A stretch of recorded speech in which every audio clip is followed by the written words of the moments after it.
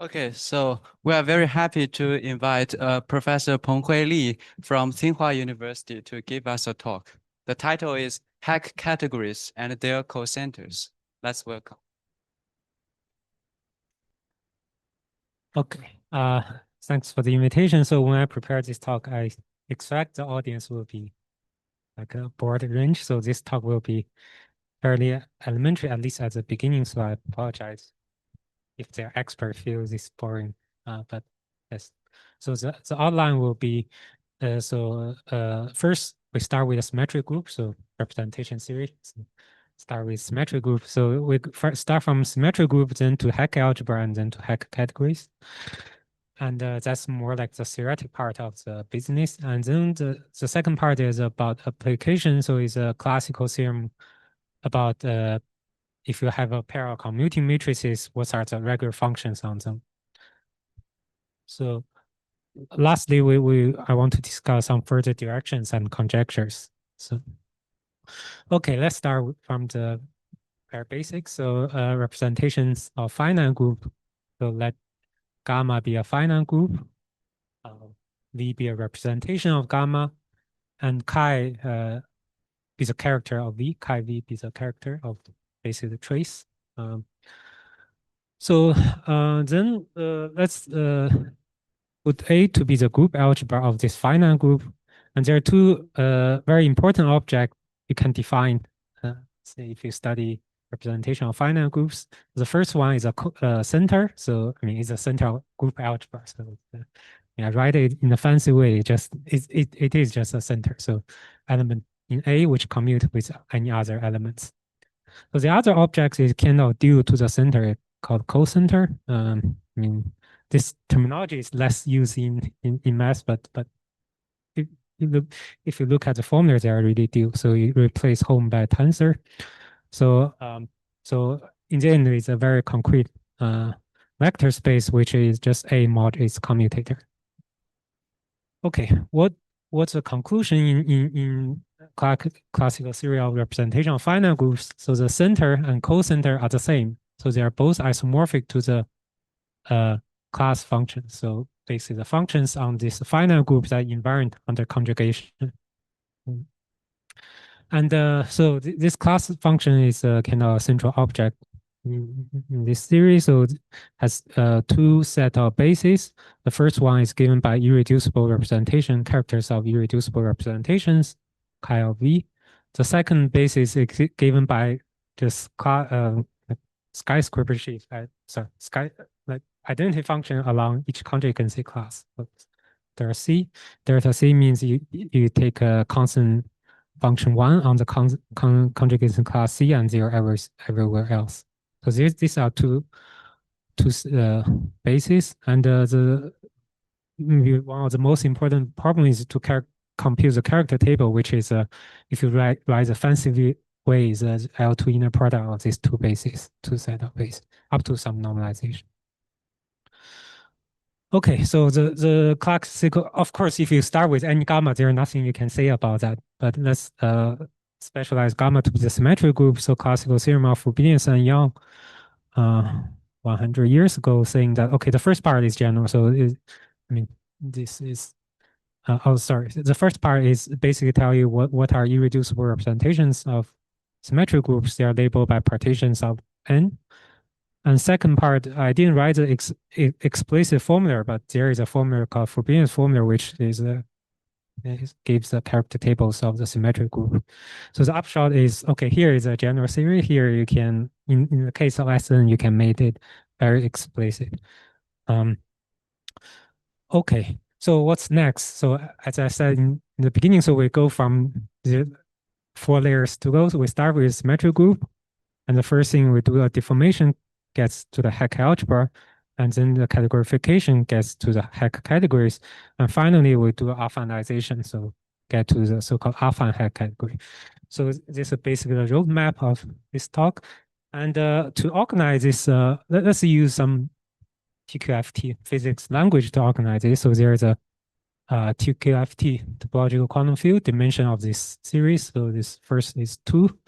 And then your categorification gain one more direction, one more dimension, and your affinization gain another dimension. So the first one is very classical finite group gauge theory you can find in textbook. And so at this level it's called the dimension 3 is a character theory. It's closely related to the P equals W conjecture, which recently there are lots of progresses. And lastly, the 4-dimensional theory is n equals 4 supersymmetric Yang-Mills in physics language and math language, that's geometric long length. And okay, so now let's do the first step. So from Sn to the Hecke algebra. So okay.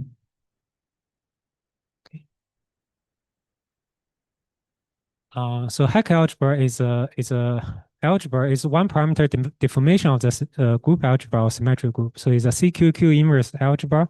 If you plug in Q equals 1, you give back to the group algebra or symmetric groups. And I won't give the explicit definition. You can write down pretty explicit in terms of generator and relations. For the later of the talk, it's good to have this geometry description. So in this case, I'm dealing with a group G, which is GLN. So general linear group n by n matrices. So and I take the Borel subgroup, which is upper triangular matrices.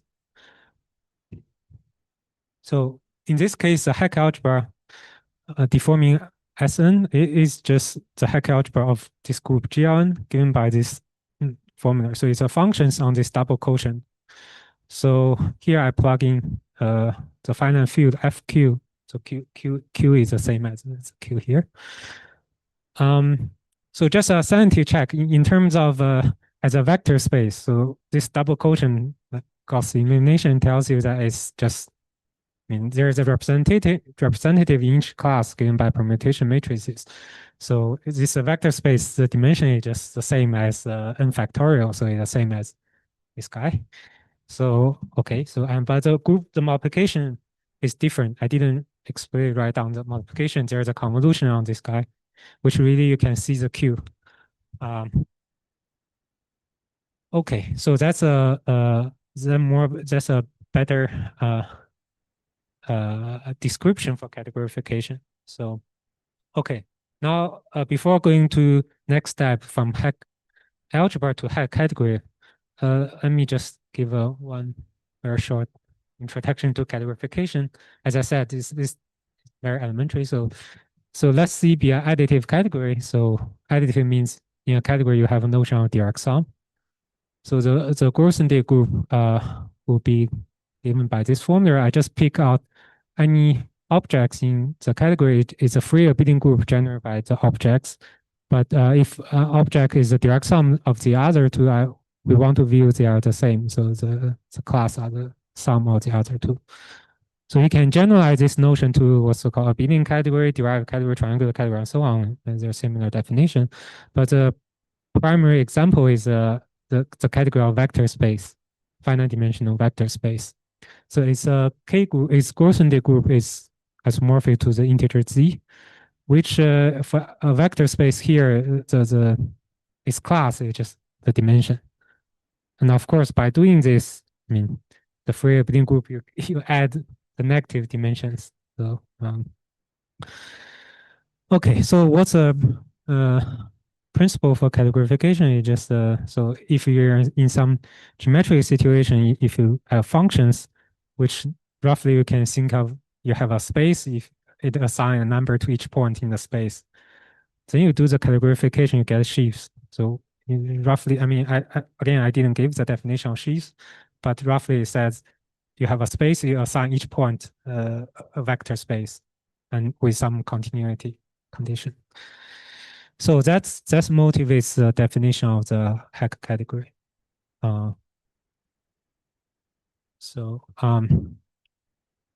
recall the Hecke algebra is this. So now I change the notation. So now G is any reductive group, so semi-simple group, GLN, SLN, SON, so on. So the previous one we're dealing with GLN.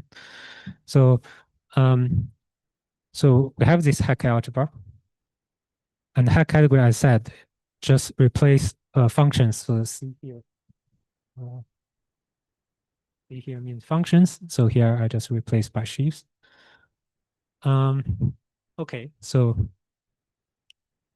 now once you make this definition, well, there's several things to say. So what kind of sheaves I didn't emphasize. There are many choices. You can take analytic sheaves, complex analytic sheaves, and so on and so forth. I won't get into the detail, but if you're interested, I can give more, can talk about and talk more. But given this category is naturally has a multiplication by convolution just as before, just like this. So this is kind of algebra object inside categories. So then I can copy the previous definition of center and cocenters. It makes sense. So it's just the same formula as before. So, but in this case, they are so both of them, if you recall previously, both of them are vector spaces. Now they are just categories. They have more structure.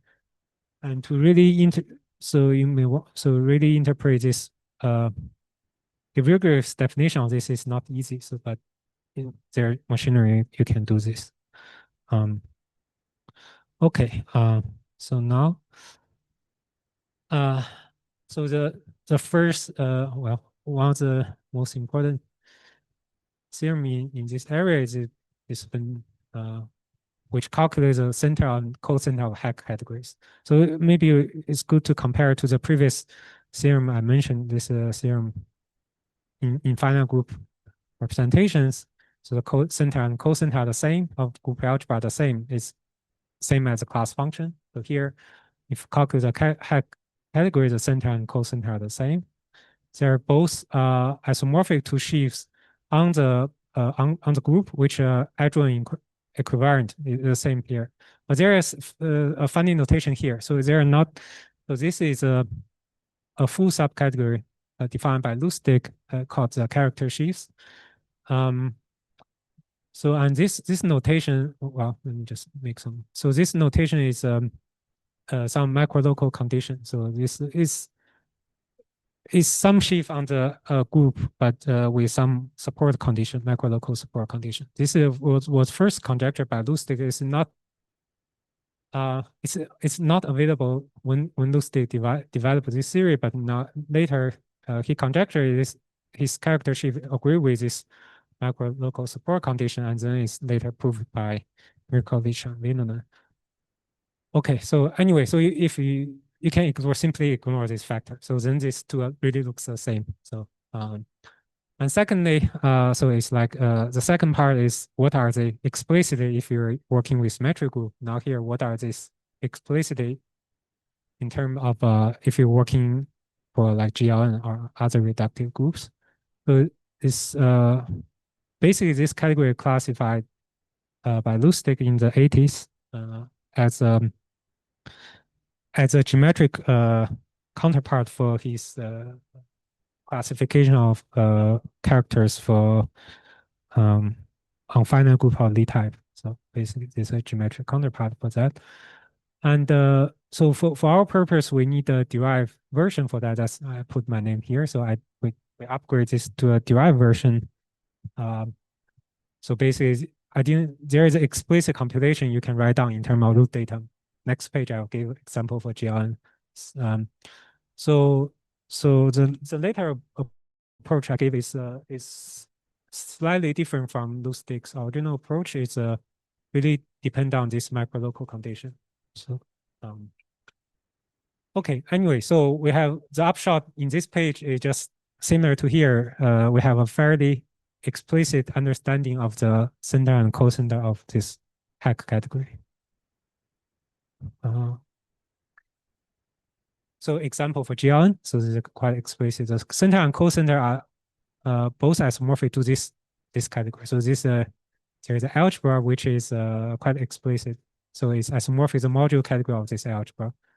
So here this is Sn and semi-derived product with polynomials in both positive and negative degree powers, and then I tensor with exterior algebra on n variables. So here are the degrees of these variables, and this is the semi-derived product just means Sn x on bipermutation of these variables.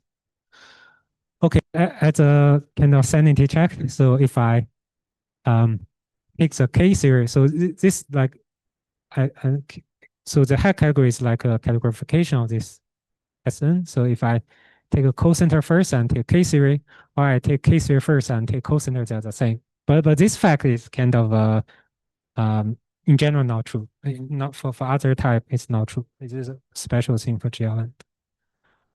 Okay, so wait.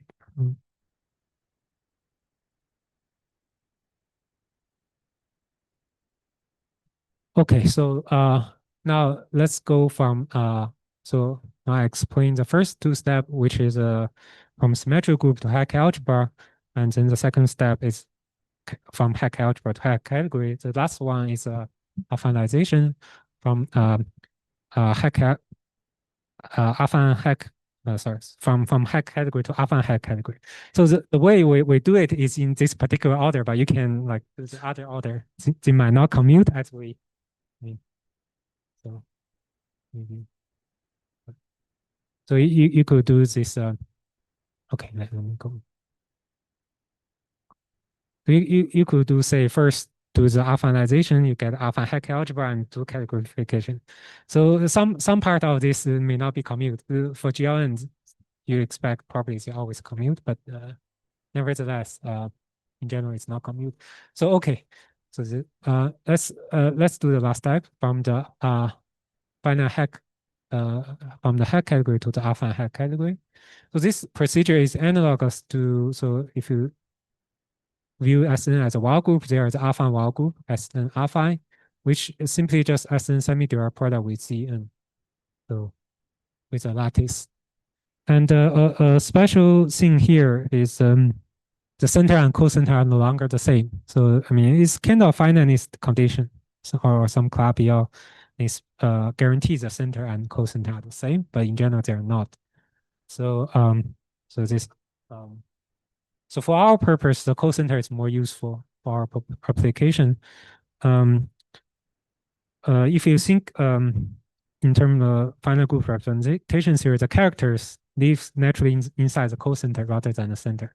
The center has it's an algebra that makes, well, you can talk about idempotence and so on, but the characters naturally live inside the cocenter. Okay. Now the main theorem today is so basically we study the cocenter of the affine Hecke category. So the first part is this affine Hecke category has a semi-orthogonal decomposition or a filtration in a stronger sense. So there's labeled by integers with inclusions.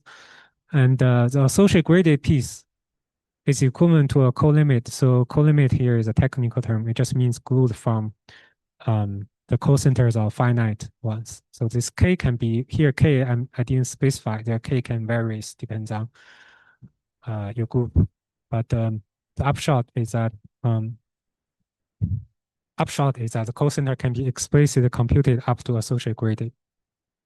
So because as I so explained, so this part we understand before. So this is cocenter of Hecke categories, and we reduce the problem of cocenter of affine Hecke category to the previous one.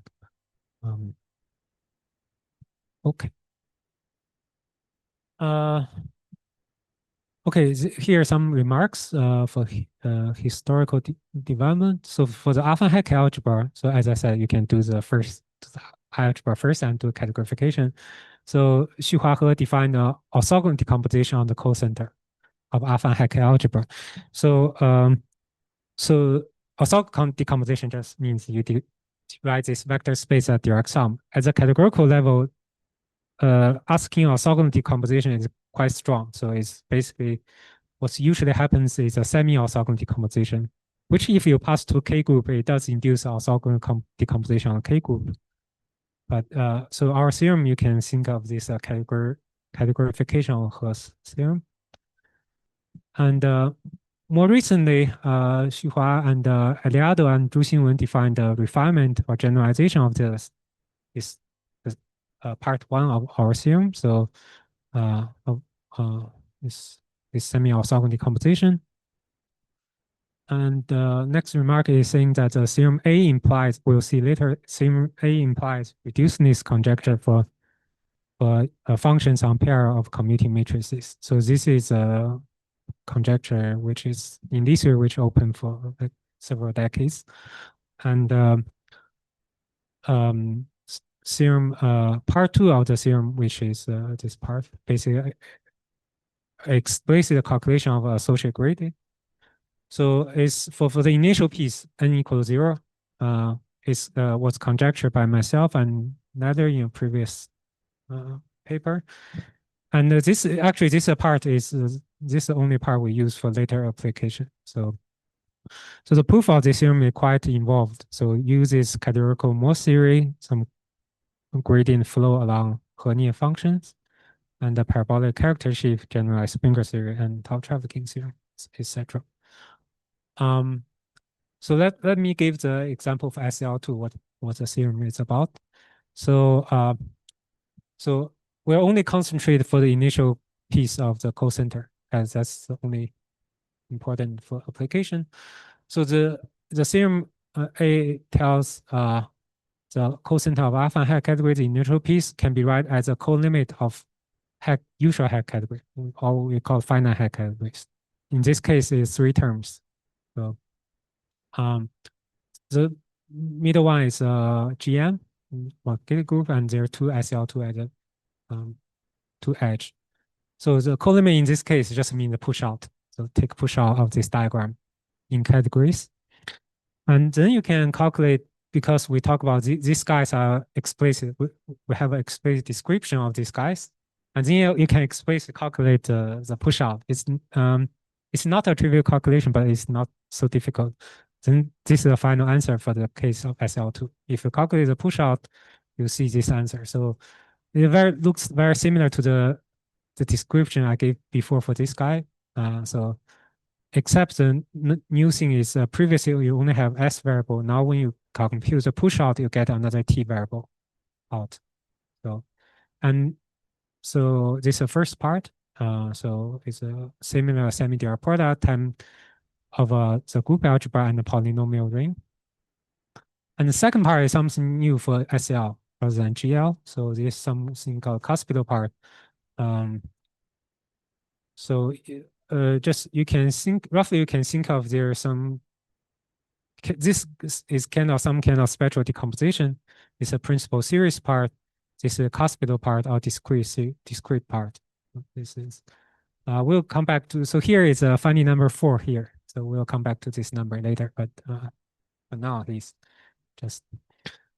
So this picture below is one technical ingredient in this proof is this Morse theory, category of Morse theory, and we studied the gradient flow along Hecke functions. So Hecke function. So here is this picture is a piecewise linear manifold. So it's this left right hand U. So you think of this each is being a vertices, this is edge. So this vertex is labeled by some least theoretic data. So this is just some one-dimensional piecewise linear manifold. And on this piecewise linear manifold, there is there's a function, Hecke function on this, which is a quadratic. So so if you take the gradient of this, the orange arrow is a gradient of this Hecke function. So it's moving towards the left-hand side, and on this edge is constantly 0, this vector field. And then you move, in some sense, take the gradient flow of, so over this manifold, there are kind of some sheaf categories over this manifold. And you take the flow along this manifold, and then you show that it contracts the entire thing, which is the left-hand side, to the leftmost edge, to the leftmost part. And the leftmost part is, there are 3 simplex, which is exactly those 3 guys here. So the sheaf here, the value here is in the middle. And at these two boundaries, this guy and that guy. So that's how you prove the theorem. Okay, so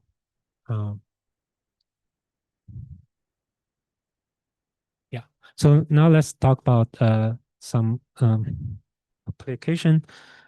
So this is a Chavelley restriction theorem. So in linear algebra, everybody knows. So the conjugate invariant functions on matrices, and by matrices is the same as symmetric function on eigenvalues.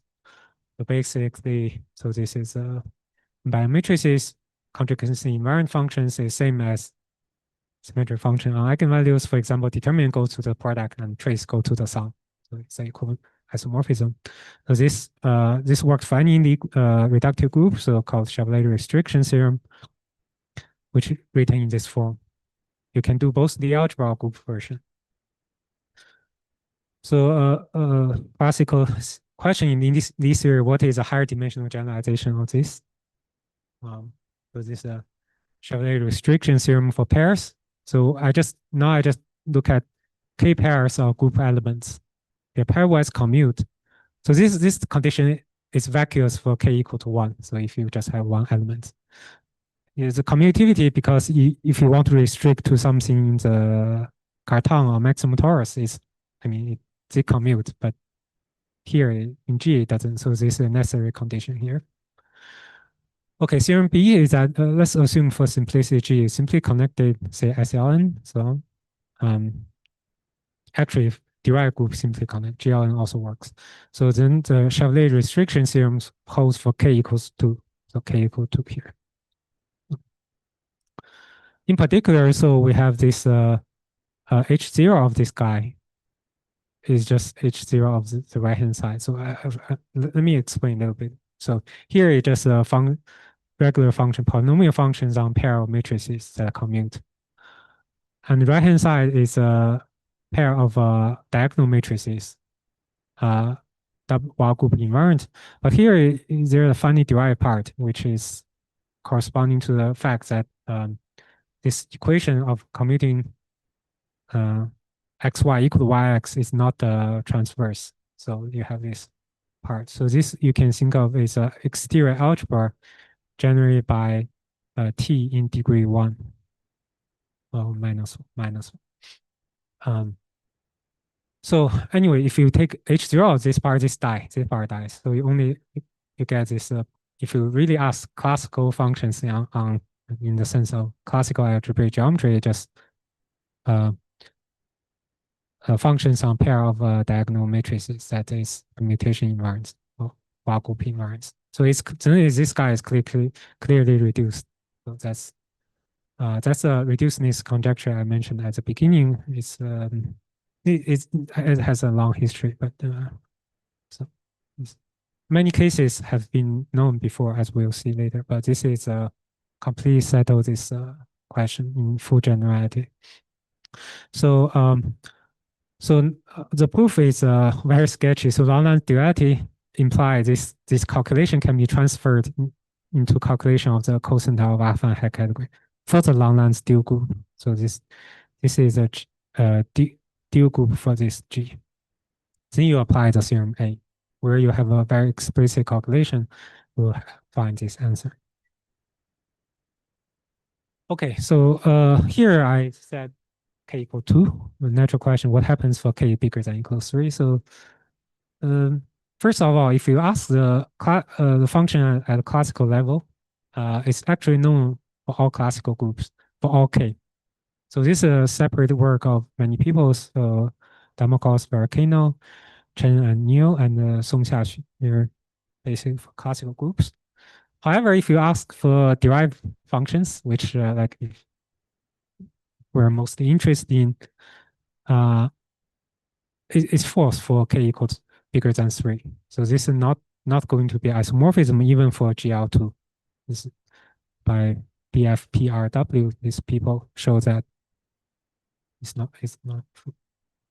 On the other hand, there's a very interesting story which when we finished this paper and I talked to my colleague Zhang Qiming, he told me this very interesting story which explain another origin for this restriction theorem in terms of from the perspective of physics. So so Zhang Qiming and Yin Xi in this more than 10 years ago studied this 4D n equal to 4 supersymmetric Yang-Mills coming from the string theory on this 10-dimensional manifold. So this is okay. So well, Qiming is probably also giving a talk later this week. Maybe he'll talk about something. I learned this from him. So this slide is more like for background. So, and they found that the kernel is quite related to something called black hole states in this 5D manifold. And they try to use I mean, there's some physics theory tells you that there should exist some kernel, but they try to use computer to find such thing, but failed. They didn't. So then they conjecture. Well, I don't know whether they really conjecture the map is isomorphism. They say something in the paper that looks isomorphism, but not quite compatible with other theories. So they more or less raise the question about what happens. So later it's later they realize most states should be black hole states. So and then further up to higher enough degree. So they find the first example 10 almost 10 years later. So this is quite compatible with the math story, which is right. They have this Chavelley restriction theorem, and then later found that it's not going to be isomorphism for R bigger than equal to 3. So this story is for k equal to 3. Yeah. So the 3 here in this physics story, as I understood, is the dimension of the maximum torus for the symmetry group here, SO6. Okay, so in a sense, we don't expect, so our theorem could be working in arbitrary higher degree. So if our method, right, this is kind of some special thing about QFT, which only work in low dimensions. Okay, so that's end of the second part. So basically the Chavelley restriction theorem. Finally, I want to talk about some other questions and future directions. So another conjecture also motivated by physics. So this is quite well known in geometric Longland story. So it corresponding to this 4D Yang-Mills, the n equal to 4 supersymmetric Yang-Mills. And the Longland duality corresponding to the EM duality in Yang-Mills. So then there's a family of theories. So in the Yang-Mills theory, labeled by a coupling constant. So basically saying that you have one parameter of families in math language, maybe one parameter of categories or something labeled by this tau. So Longland duality identifies the fiber at tau and tau minus 1 over tau. So on the other hand, so the cosine of affine Hecke, as we said, so its initial part has a discrete part, which in SL2 I gave the example, which is 4 copies of vector spaces. But in any case, it's just some copy of vector spaces, the simple category of vector space to some power. So for some integer n. So motivated by Longland duality for 3 manifold, so the discrete part should deform constantly across this CP1. And then if you couple with fact this Longland duality identify the fiber as this thing, it means that basically this part is like deformed constantly along all the CP1 and the same under G and G check. So here is a very concrete conjecture. So for each group, reductive group, I can assign a number, and the conjecture, which is the number is mathematically defined, is this number. Yeah? The conjecture is these two numbers are the same. Yeah? I gave the example for SL2. So for SL2, this number is 4. So in general, in type A, it's not so hard to compute. Is the number is same as PGLN. okay, here I'm verifying some examples. So it's n squared times phi of n. Phi n is Euler functions. So the most interesting case is type B and C. So we can write this NG. So I didn't explain, but this NG, even the category is split into direct sum according to characters of central characters of both G and G check. You can have. So similar, this N split into a sum according to the central characters. Let's assume G is semi-simple for this to be finite. So okay, we'll concentrate both of them are trivial. So the conjecture will switch these central characters. So both of them to be trivial. So now we verify the type B and C case. So let n be an even positive number. So if you n is odd, both of them are all of them are zero. So not so interesting. So if n is even, then there's a so this is a theorem, unpublished theorem of Fragile and Gunningham and myself, which we made this computation many years ago. It's not so hard a theorem, but I feel, yeah, I feel it very interesting because, well, so it's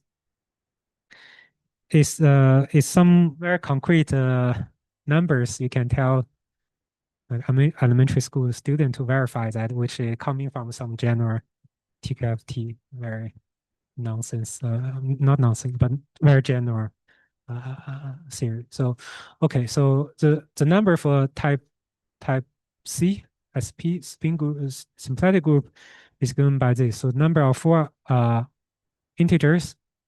Sorry, the number of solutions of n, if you write n into 4 triangular numbers. So these are triangular numbers. A plus A times A plus 1 over 2. So you want to have 4 of them positive. Similar for orthogonal group is given by 4 square numbers of 2n plus 1 in this way, in this particular way.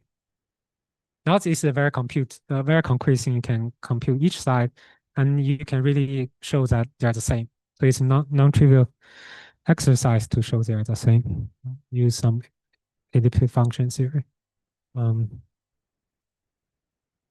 Okay, here is the number for when for n less than equal 20. So these are very big numbers, and I think that's all I'm going. Oh, sorry, there one more slide. There's some further directions. So at the beginning, for motivation, I talked about the character table for symmetric group. So so in the main theorem, we didn't quite see the character table. Is the computation there is kind of similar to character table, is kind of computing home between 2 bases, but not quite. Now here is a really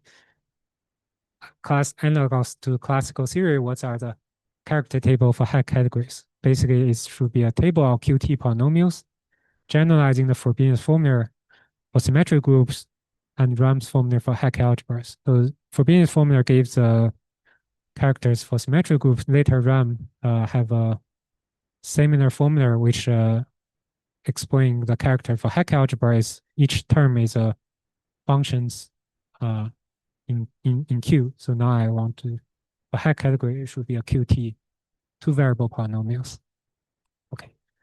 So second thing is a character series. So there are 3D or 2 plus epsilon D TQFT defined by the Hecke category. It's similar thing for the classical theory. If you have a symmetric group or even finite group, you can define a 2D TQFT, the finite group gauge theory. So you can mimic the definition there. You can define the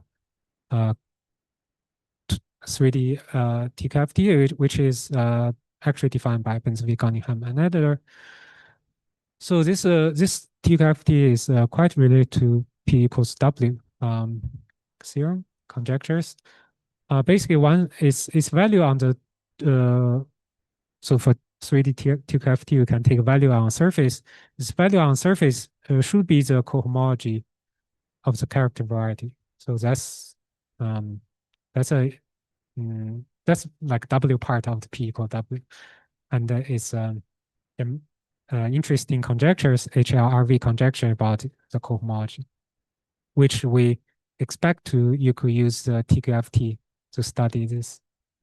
Okay, finally is the Chavelley restriction theorem in dimension 3, which I talked about a bit before, which Qiming studies are related to what Qiming studies.